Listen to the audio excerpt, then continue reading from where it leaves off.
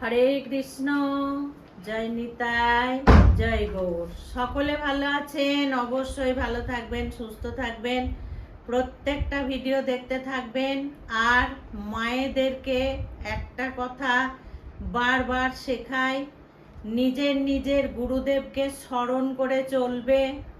যাদের গুরুদেব হয়নি তারা ইউটিউবে যাকে ধরবে একজনাকেই ধরে থাকবে, যার কথা শুনবে একজনারই শুনবে। তাহলে জলে এক পা আর ডাঙায় এক পা হবে না, গাছে তুলে মই কেড়ে নেওয়ার মতো অবস্থা হবে না। হাজার জনার ভিডিও দেখতে যাবে না, হাজার জনা হাজার কথা বলবে, হাজার রাস্তা দেখাবে। একটা ব্যক্তি হাজার রাস্তায় যেতে পারে না, যে কোনো একটা রাস্তা দিয়ে যাবে, একটা রাস্তা দিয়ে তাকে যেতে হবে। কোনো কোনো মহারাজরা বলবে যে কন্যাদের অর্থ পিতামাতাকে খেতে নেই, কন্যার উপার্জন করা অর্থ পিতামাতাদেরকে খেতে নেই। এখানে কি বলা হয়েছে? আপনারে কি কন্যার অর্থ মানে উপার্জন আপনারা কি খান? আমি পিতামাতাদের উদ্দেশ্যে বলছি, খান? এখানে এই বরুথিনী একাদশীতে বলা হয়েছে কন্যার অর্থ করি যে পিতামাতারা খায় তাদেরকে বিশেষ একটা নরকে যেতে হবে, নরক যন্ত্রণা ভোগ করতে হবে। আবার এখানে কি বলা হয়েছে? যে ব্যক্তি সোনা সহ মানে সোনা দিয়ে সাজিয়ে কন্যাকে দান করবে, স্বর্ণ দিয়ে সাজিয়ে কন্যাকে দান করবে যে পিতা মাতা, তাদের হিসাব চিত্রগুপ্ত পর্যন্ত করতে পারে না।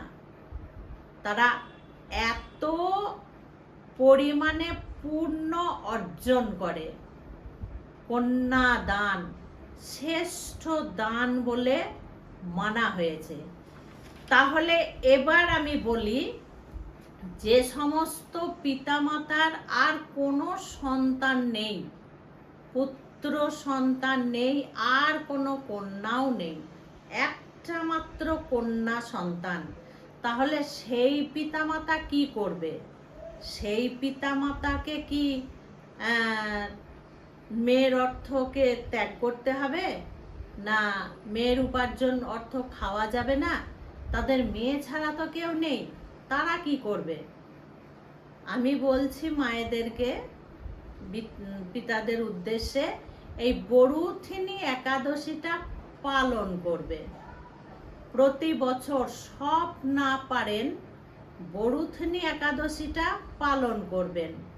যে সমস্ত পিতা মাতারা কন্যার অর্থ নিয়ে বেঁচে থাকেন।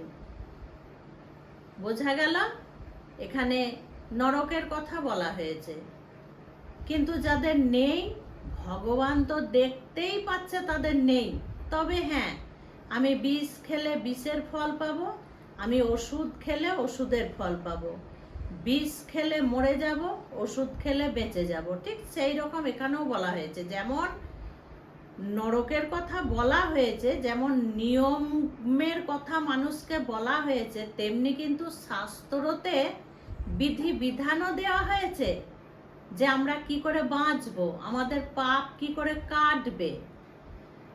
এই বরুথিনী একাদশীটা কিন্তু অবশ্যই পালন করা দরকার। যদি পালন করা হয় তাহলে তাদের নরক যন্ত্রণা তো দূরের কথা, তারা সব পাপ থেকে মুক্ত হয়ে যাবে, তাদের কোনো পাপ থাকবে না।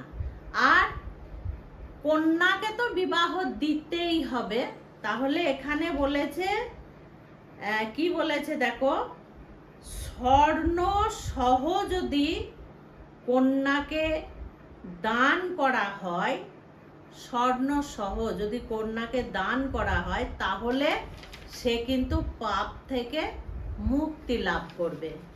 আর এই বরুথিনী একাদশী যদি সে পালন করে, তাহলেও সে পাপ থেকে মুক্তি লাভ করবে। কাজেই কোনো সাধু মহারাজ কাউরির কথা শুনে মায়েরা কিন্তু ভয় পাবে না, বাবারা কিন্তু ভয় পাবে না যে আমরা তো কন্যার উপার্জন করা অর্থ করি খাই, তাহলে আমরা কি নরকে যাব? না, নরকে কেন যাবে? স্বর্ণ সহ কন্যা দান করবে, সেই হিসাব চিত্রগুপ্ত পর্যন্তও করতে পারবে না। আর এই পারলে বরুথিনী একাদশীটা বছরে একটা করে পালন করবে। ভয় পাবার কোনো দরকার নেই। এ এক কথা বলবে, ও এক কথা বলবে, সে এক কথা বলবে। যে প্রথমেই বললাম, কাউরির কথা শুনবে না, ভয়ও পাবে না, চিন্তার কোনো কারণ নেই। তবে আমি বলি না যে কোনো বার ব্রত করার দরকার নেই কষ্ট করে। মাসে 2টো করে যে একাদশী, 12 দুগুণে 24টা একাদশী যদি আমরা করতে পারি, আমাদেরকে কোনো পাপ কিন্তু ছুঁতে পারবে না। তার সঙ্গে একটা কথা বলি, যারা ভগবান বিশ্বাসী, যারা ভগবানকে অন্তরে নিয়ে কর্ম করে, তারা কিন্তু কোনো জায়গায় না ভোগে না, শাস্তি পায় না, তাদের মাথায় কিন্তু বাজ পড়ার মতো কোনো জিনিস হয় না। হ্যাঁ, তারা বিপদে পড়বে, তাদের অসুখ বিসুখ হবে, কিন্তু তারা টুক করে না সেরে যায়, টুক করে তাদের সমস্যার সমাধান হয়ে যায়, তারা ঠিক রাস্তাটা চট করে খুঁজে নেয়।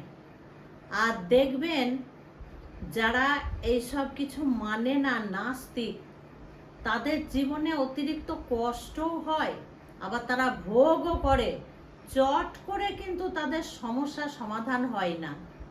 ভক্তদের কিন্তু সমস্যার সমাধানটা তাড়াতাড়ি হয়ে যায়, আর যারা নাস্তিক তাদের চট করে সমস্যার সমাধান হয় না। যারা ভগবান বিশ্বাসী তাদের অসুখ হয়, সেরে যায়, তারা হসপিটালে যায়, একবার যায়। আর কিছু শ্রেণীর লোক আছে আমি দেখি, তাদের সারা জীবনটাই হসপিটালে কেটে যায়, তাদের ব্যাধিতে ভর্তি, তাদের ওষুধের ডিব্বা থাকেই থাকে। মানে ভগবানকে বিশ্বাস করলে কি হবে? এই পৃথিবীটা তো তারই, সব কিছু ভোগ করছি, অথচ আমরা বোকার মতো বিশ্বাস করি না। যাই হোক, এই বরুথিনী একাদশী সকল মায়েরা, সকল বাবারা পালন করুন। আমি বলছি পালন করুন, আপনারা বিশ্বাসের সঙ্গে পালন করুন। আর কন্যা পিতা মাতারা একদম ভয় পাবেন না, ভয় পাবার কোনো কারণ নেই। ভগবান যে সন্তান আপনাকে দিয়েছে, আপনি সেই সন্তান পেয়েছেন, ভগবানের দেওয়া, সেটা ভয় পাবার কোনো কারণ নেই। উনিই তো দিয়েছেন, উনি ভালো মন্দ বিচার করেই তো দিয়েছেন, এখানে চিন্তার কোনো কারণ নেই। আজকে আসছি, খুব ভালো থাকবেন, সুস্থ থাকবেন, এইভাবে প্রত্যেকটা ভিডিও আপনারা দেখতে থাকবেন। হরে কৃষ্ণ, জয় নিতাই, জয় গৌর।